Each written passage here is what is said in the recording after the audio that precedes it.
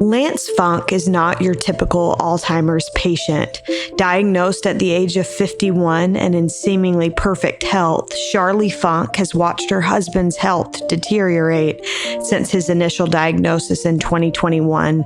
In describing this experience, she wrote, "In some ways, it's like being a young mom, but instead of watching a baby grow and progress, I watch Lance forget." Sharley Funk has shared her open and honest perspective of having a husband with early-onset Alzheimer's on her Instagram account, The Moment of Funk. She and her husband Lance live in southern Utah and are the parents of 3 children, and in 2023 became grandparents for the first time.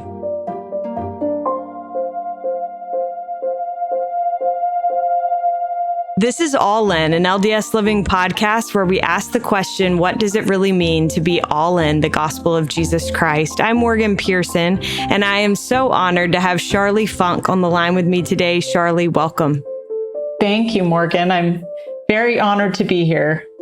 Well, this is so I feel like I should tell listeners before we start that this episode, the president of Deseret Book, Laurel Day, sent me a message, and she had run across your Instagram account, Sharley, and she said, I think this woman has a really valuable perspective to share. And so I went to your Instagram, and the very first picture that popped up had your daughter Riley in the picture, and Riley and I served our missions together. And so I was like, man, this is such a small world, but she was such a great missionary. And so I said, well, she was an amazing missionary, so her parents must be awesome. And I'm so excited to get to talk with you more. But before we get too far into this, I wanted to, I know, Sharley, that you have shared a bit about the first realizations you had that something was wrong with your husband's health. But could you share with us when you all first noticed signs or symptoms that something was wrong? And what did you think when you first received the diagnosis? Yeah, so I think it's a little bit different situation for us because my husband was 51. Really 50 when he started first showing signs. And so the first things I noticed was we'd be having a conversation and I'd ask him a question and he wouldn't really answer the question. Like sometimes I was like, are you not really listening to what I'm saying? And it wasn't like that before. And I even remember saying to him one time, have you noticed we're having a hard time communicating? Like we've always been so good at communicating and we're kind of having a hard time. And he was like, no. And then the other thing was passwords and just the computer and things like that he's always been really tech savvy and he uses technology a lot in his work, or he did. And I noticed that he just was struggling so much. He would change a password on his phone because he forgot his password, but then he wouldn't really realize that he had to change that password on his computer where he had it saved. And so he literally for weeks, he'd just get tied up in this stuff that was not making sense. And then also I had a few phone calls from his work from people saying, what's going on with Lance? Like he called and asked me about this form that he's probably filled out 1,000 times before. And he said to me, is that the one with all the numbers on it? Like he had never seen it before. And so things like that were like the big red flags in the beginning. Right. And do you think he had any sense of his mind slipping, or was he just unaware of it? It's so hard to say, like mostly unaware of it. I think he realized he was frustrated, but I don't think he really realized. And every time that was hard for me because I would have to be the one to tell him. Right. And even when he stopped working, I had to be the one to say, you're not really capable of doing this anymore. Like it's kind of a liability right now. And he was so upset and said, what have I done that's so bad? And it just broke my heart because really like every step of the way, I had to be the one to tell him, you know, you can't drive anymore. You're putting other people at risk and things like that he didn't understand because he didn't see it. Right. Oh, that's so hard. Yeah. So you start to recognize these things happening, and then presumably went to doctors and they tell you that it's early onset. Tell me how that happened. That actually took about a year because of his age. No one would have ever thought that this was Alzheimer's. It's so rare in somebody his age. And I didn't think it was either. And what they first landed on was PTSD. And we spent about a year on that of like, this is curable. He needs counseling, because he just has had a lot of trauma in his life. He's had a lot of death in his life and a lot of hard things. And then right about the time that he started showing symptoms, he was an owner there were 5 owners at his work. He was a realtor, and he was an owner in Remax. And they had their office assistant who we loved her so much. She was like family to us.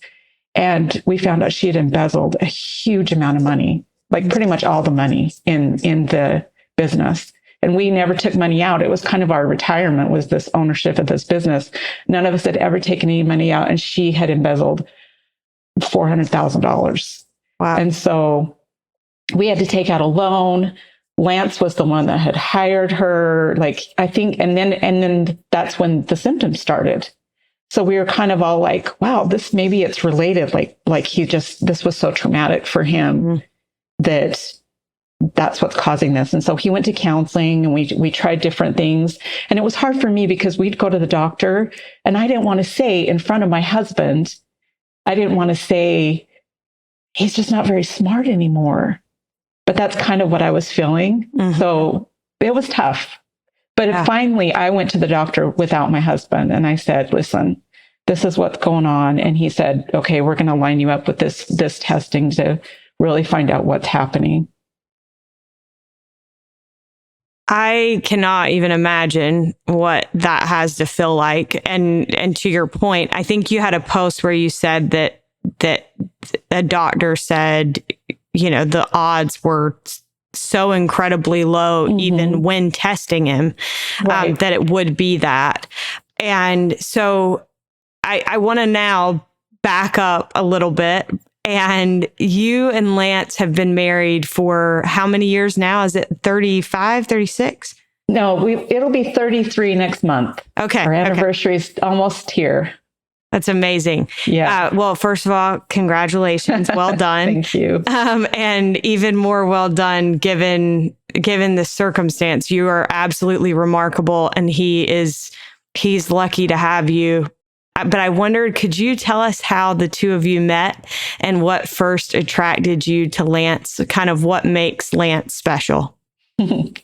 Yeah. So it's kind of funny. It was in college.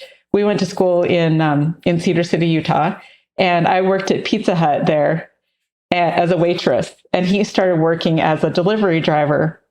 And I met him the day he started. We were working the same shift, and I got off work and went home. And then maybe like a half hour later, he pulled up, and he was going to visit some girls that lived above me. And I opened my door, and I'm like, Lance. And so he came in and visited with me, and there were 6 of us that lived in my apartment, but only one other roommate was home. And he stayed there for like 2 hours with just me and my roommate. And we hung out, and it was fun. And then he started dating my roommate.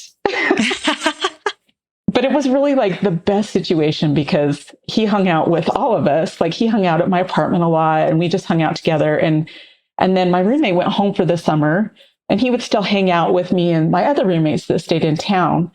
But we worked together at night. So we'd hang out in the day, we'd go to the pool, we'd go on bike rides, and then we'd work together at night. And we were spending probably like 18, 20 hours a day together. Wow. We'd just sleep for, we were teenagers. We didn't have to sleep very much. And we just became best friends. It was amazing because there wasn't any, when you're dating, sometimes you're kind of trying really hard, and there was none of that. That was just gone. Mm-hmm. So he became my best friend, and he was still dating my roommate. And, eventually they broke up, and we started dating, and it just, that we've been best friends our entire marriage. It was the best way to start. And you asked the thing I really was attracted me to Lance. So it's a little bit different because I wasn't really attracted to him in that way at first, but he was so funny and so kind and so thoughtful. And he loved his family, just all the things that you want in a husband.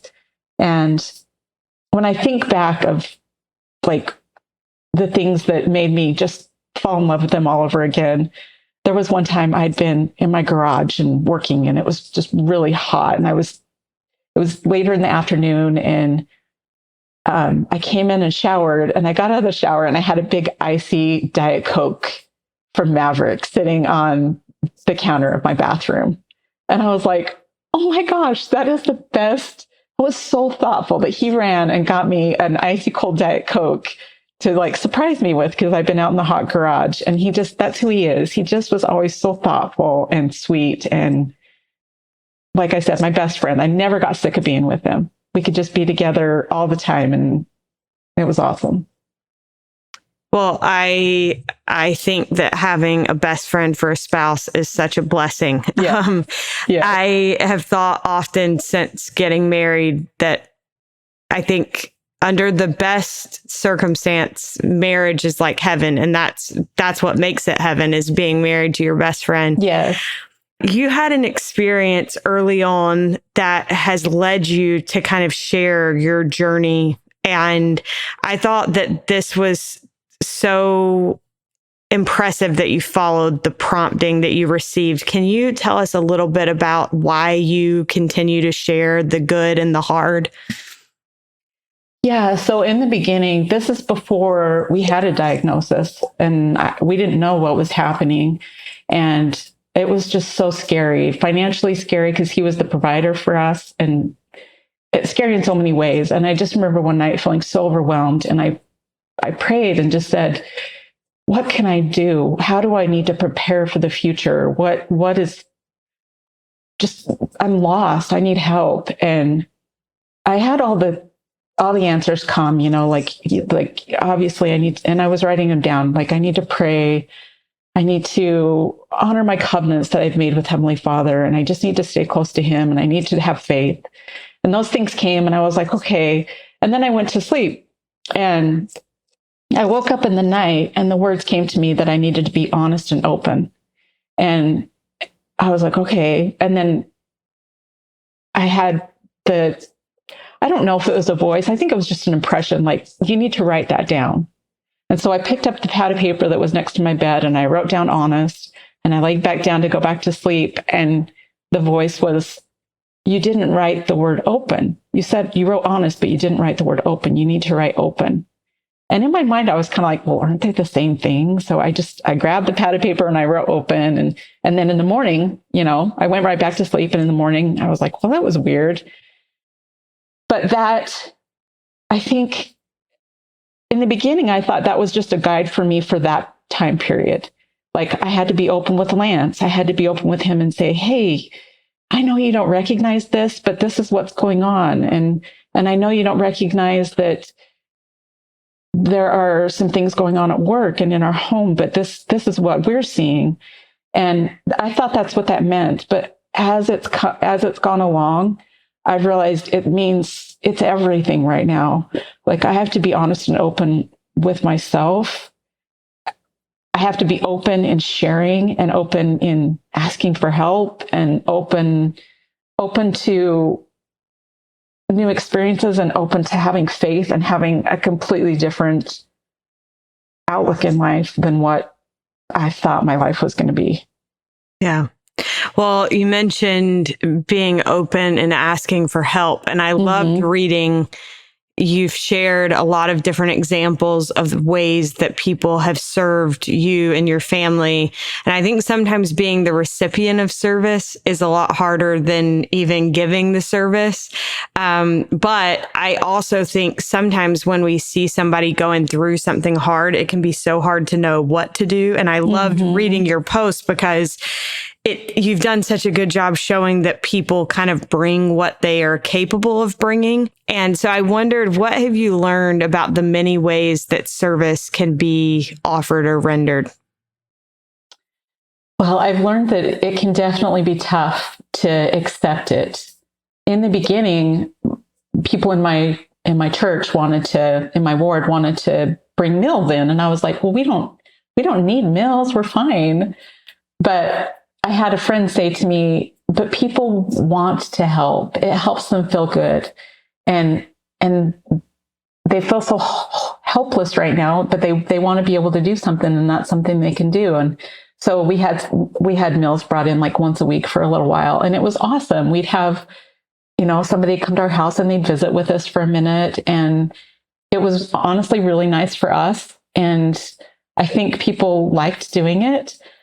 I've had to learn to ask for help, which is hard sometimes. Like even something as simple as my husband always took care of the yard, and I went out to, I wanted to use the lawnmower and all that stuff, which not a big deal, but like I don't know how to edge the grass, and so I asked a friend to show me how to do that. Just things like that. And then even harder is we'll go along and there'll come times where I have to make some major decisions. Like there came a time where Lance needed full-time help, like 24/7. And I was working, trying to fill in the financial gaps. And my daughter was helping while I was at work. And the time came that really like he needed help that was going to be either a professional or me, that we didn't really want our daughter doing. Yeah. And I was just so confused on what to do. And I called some of my friends, and they dropped everything. We got together, and I just cried to them and told them the situation, and they helped me reason it out. And so even stuff like that has just been amazing, that I have people I can rely on and that can help me. And of course, prayer always, but sometimes it just helps to talk things through too. For sure. Absolutely. Sharley, you've described this experience as having your husband disappear a little more every day while he's still right in front of you. And I thought that description is incredibly poignant. Lance was initially diagnosed in fall of 2021. Mm-hmm. And from what I can tell, at least, it seems like the impact was felt very quickly. Mm-hmm. What did it feel like for you to experience such a change over such a short amount of time, but still have your husband there and present with you? Yeah, that's a hard one, because there wasn't a beginning. There wasn't a dividing line, really. Mm-hmm. Getting the diagnosis was obviously devastating. And we had to face some things that we kind of already had. And I know the Lord prepared me for that. I had had a few things happen. Like I had a friend tell me when I told her about what was happening with Lance, she said her dad had passed away from Alzheimer's. And she said, it sounds like Alzheimer's. And I wasn't ready to hear that yet. So I had just completely pushed that out of my mind. But eventually it came back, and it was kind of a preparation for me of, this is what this could be. It really could be. And so the diagnosis really just maybe at that point was helpful for me, which sounds strange, but up until that point, most people didn't see it in Lance. He was this healthy, he worked out every day. He was this attractive 51-year-old that seemed fine. And I felt like people thought I was crazy. Mm-hmm. My kids didn't even see it. And they would get frustrated with me sometimes, because it would seem like I was treating my husband like he was dumb, which I never did that before. But I think they saw that, and they thought that I was being disrespectful to my husband, and I was trying to help. Like, for example, we'd go out to eat, and he would have a really hard time ordering. So I would order for him because I didn't want to see him struggle trying to order. But to other people, that looked like I was just being a pushy wife. Like, oh my gosh, let him order for himself. Mm-hmm. So things like that, in some ways, getting the diagnosis helped, because then I had validation. Like, no, really, you guys, like this is happening. Yeah.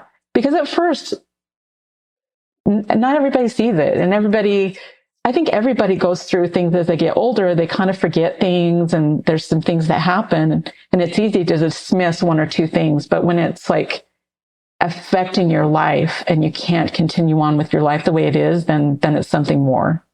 Right. I always say when it comes to health stuff too, there's nothing worse than not knowing. And so I'm sure knowing what it was and then being able to move forward from that helps, as hard as it is.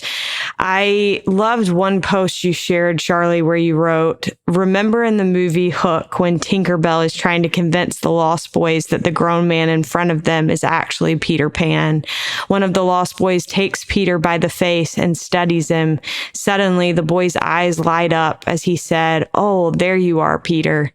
And then you said, today, Lance smiled and laughed at something I said. There he was. It caught me totally off guard. And I wondered, how often do those kind of moments happen? How often have they happened over the last few years? And what have those moments meant to you? Yeah, it's really a miracle when we see those moments. It's just such a tender mercy, and it happens less frequent now than it did before. I see it a lot when our kids are around, that he is happy and he knows who they are and he likes being with them.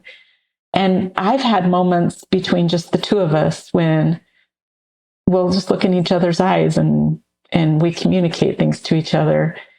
But yeah, hearing him laugh or seeing him smile or try to crack a joke, because he was always really funny. So seeing him kind of try to crack a joke, it's fun. And it's kind of crazy. Like, obviously you're going to miss the things that you saw in your husband before, but I even miss some of the things that are Alzheimer's related, which I wouldn't think I would. For a long time, he would have a hard time going to sleep at night. And so I would read scriptures to him because that put him right to sleep, which I think is kind of funny that he would just, nothing could put him to sleep like the scriptures. But he would get his glasses out and put them on when I was reading scriptures to him. And I just thought that was so cute because he wasn't reading, but he would get his reading glasses out because I got my reading glasses out. And then when he stopped doing that, like, it was kind of sad. I missed it a little bit. Yeah. So yeah, it's nice to see those glimpses into Lance. Yeah. Well, you mentioned that he frequently seems to know who your kids are. Mm-hmm. You've talked about how in private, you finally one day decided to ask him if he knew who you were. Mm-hmm. And he replied, "It's hard to say." But then you wrote this on Instagram, and I'm pretty sure I teared up reading this post, but you said, today is our 32nd anniversary. We have lived the majority of our lives together. We have grown and matured and experienced life together. I'm not sure who I am without Lance, so it's okay if he can't put into words who I am. I know he feels I am someone he can rely on and feel safe with. What has it been like for you, Sharley? I think this is probably something that a lot of people have experienced, the feeling of going from being so loved and cared for to then becoming a caregiver. I think becoming a caregiver has to be one of the hardest things. So what has it been like for you to go from being so lucky to be in such a happy, loving marriage to now becoming a caregiver? It might sound strange, and I'm still in the middle of this, so sometimes it's hard to not get emotional, but I'm honored to be in that position, to be able to help him. It was hard when I was working all the time and wasn't able to be here, and now I'm with him all the time, but I'm honored to be able to give that back to him. And I want more than anything for him to just know that he's loved and that he's still important and that he has things to contribute, and for him to feel safe, because I know his world has got to be so scary. Yeah. And when he's with me, I know he feels safe. And so it just makes me feel so good and so honored. And, we know that I think it's in Matthew, inasmuch as ye have done it unto the least of these, my brethren, ye have done it unto me. And I've been given this gift of being able to just serve my husband who I love, but also like, I know that the Lord is proud of me for what I'm doing, and that I've been given a gift of being able to serve someone. And I probably wouldn't have gone out and done that on my own. I don't know how to describe it. Like, something that you didn't seek. Yes, exactly. Like I wouldn't choose this situation, but it's an opportunity I have to serve that I wouldn't have otherwise had. Right.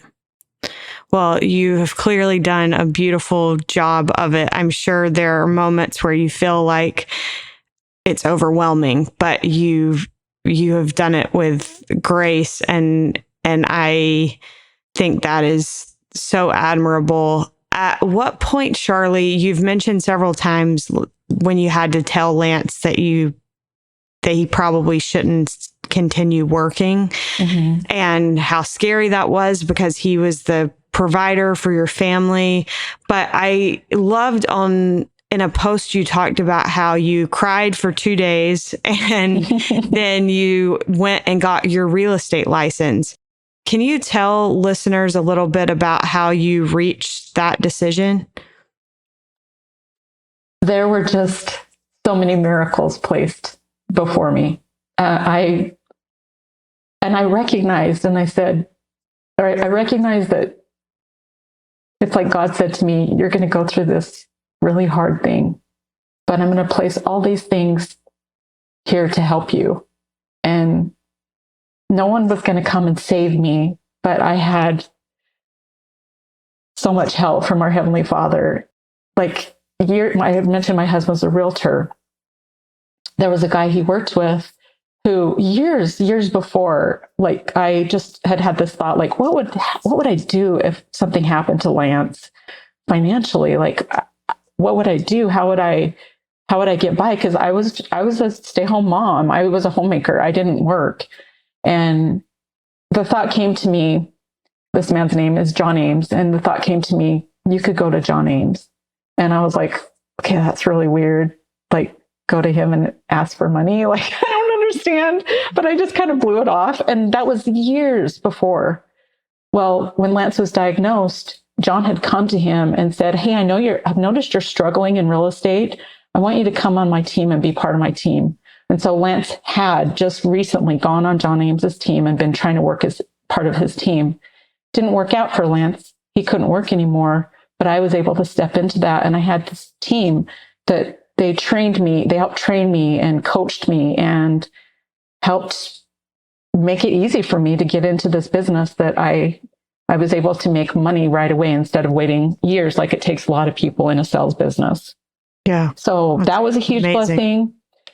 It was so hard. I would be sitting at a phone making phone calls, and I would have to take regular breaks to go to the bathroom and just cry. I don't want to make it sound like it was easy. And I just walked into this thing like it was the hardest thing I've ever done. And I would have quit if I could, but I didn't have a choice. I couldn't quit. And so I pushed through and everything was okay. But it taught me something about not giving up, because I would have if I had the choice. It was so hard. So yeah, I've learned lots of lessons along the way. And that's one of them, is to not give up. And I was forced to learn that lesson. It was a good one to learn, though. That's such a good lesson. I admire so much the ability to kind of pivot. And I think so many times things happen that are unexpected, that we don't see coming. And you are kind of forced to do that. And sometimes in those moments, it's like, well, what do I do? But I love that you took action and did what you could do. I wanted to ask you, Sharley, one of the darker, harder parts of this experience seems to have been the anxiety that Lance has dealt with. And at one point, it was so difficult that it was it just seems like it was making life incredibly difficult for you and your family. What do you wish people knew about the really ugly parts of Alzheimer's? Gosh, I wish people could just stay oblivious to it, because if you know about it, it's because you're experiencing it, and it's so hard. Luckily, we were able to get it under control, but they just can become a completely different person. And they can be mean, and they can think that you're out to get them. And we went through that with Lance, where he thought that we were against him, and he thought I was his enemy. And yeah, I actually, it's tough, because in the medical profession, you're trying to get help, but they're all so busy. The neurologist, you get an appointment, or you get a prescription and it doesn't work, and it takes like weeks to get that worked out. And it's just making it through the medical field. And again, I just saw the Lord's hand in my life, because I'm not a person that really goes to the doctor. My kids we've never gone to the ER. And I took my husband to the ER one night because I didn't know what else to do. And that led to a chain of events of us being able to get help that actually helped us. So honestly, faith, I've just had to have faith and rely on Heavenly Father. And I've been guided to different paths that have helped me. Well, I think that reading your account of those harder parts, to your point, like, I think I've been completely oblivious. I love the show This Is Us, which I think, showed some of the challenges of somebody going through Alzheimer's. But I don't think until you've experienced something like what you've gone through that you have any sense of what those hardest parts are. And I think that's what's made what you're sharing so important and so valuable, is that it does give insight into the experience that you're going through.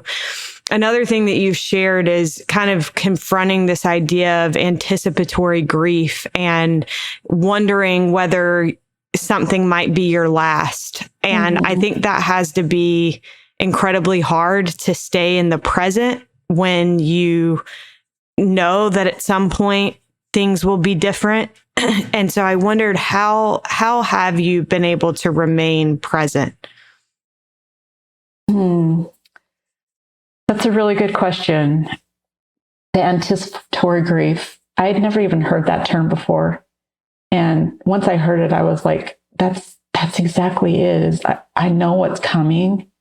And so it's like it's a long-term grief. You're grieving and all along the way, but then you know what's coming too.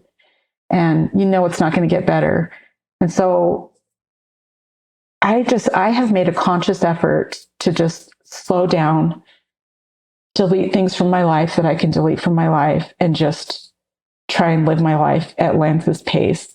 And sometimes it's sitting on the couch with him for 2 hours so that he'll have a nap. And, I've got the stuff going on in my head, like, oh, I should be doing laundry. I could get up and do this. I should be doing this. But I've just made the effort to slow down, take that time, and realize this is just a short time in my life. This isn't going to be my entire life. This is a short time in my life. And I'm going to take this time and just be with Lance and just enjoy this, and just lay my head on his shoulder and just remember what it felt like to sit next to him and to hear him breathe and to smell him, and just the things that your husband is your person. And so that's been for me a blessing, and that's something I can do because I know that this is short term. It's not going to be a long term thing for us. I think that what you just shared is so relevant to so many different situations in life. And I think that it's important for us to recognize that somebody told me when I first had my baby, and she wasn't sleeping through the night and I was completely exhausted. Somebody said, everything is a phase, the good and the bad. And I think that's true in life in general. Everything is going to pass. I think that's why the scriptures say, and it came to pass so much, is to remind us that everything eventually passes. And so we should be present.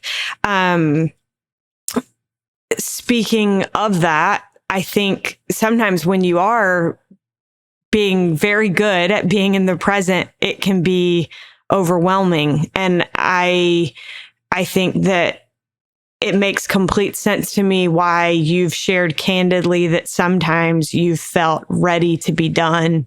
How have you dealt with feeling guilt for those type of feelings? Well, I think sometimes it just feels like our days are so repetitive. It's just the same thing over and over. And I'll have to tell Lance the same thing over and over and over again. And yeah, sometimes I'm like, we know that this life is not the end for us. I know that there are so many good things ahead of us on the other side. And sometimes I'm like, I'm just ready to be done with this and move on to the next phase of my eternal existence. And I'm not. And it's not, I've never been suicidal or anything like that. It's just for the first time in my life, I've felt sometimes just ready to be done.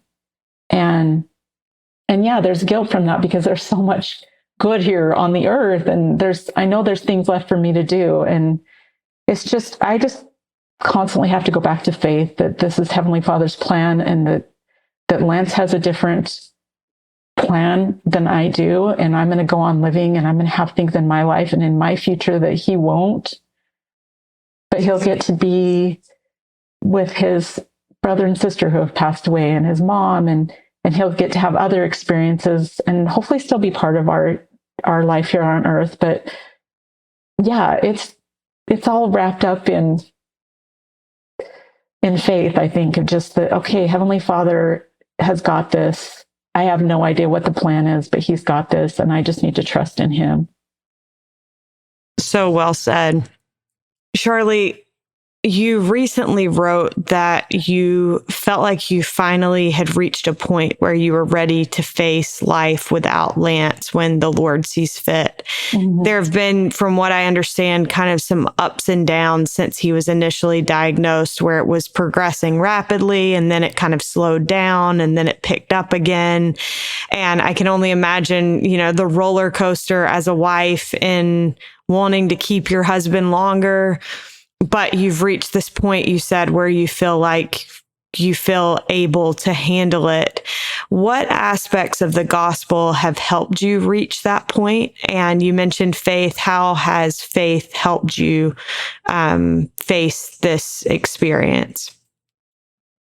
To say I'm ready is, I know I'll never be ready because it's not something I've experienced before. So I don't really know what to expect as far as like grieving the loss of a spouse, because right now he's still here. Right. He's still in front of me.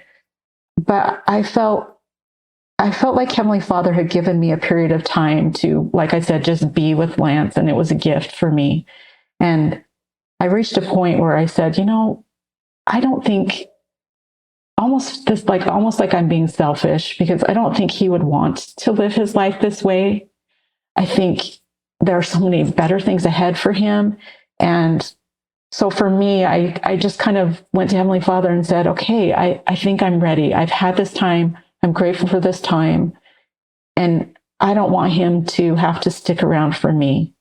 And I told him that too, during a moment when he seemed like he had some more clarity. I just said, Lance, I want you to know I'm going to be okay.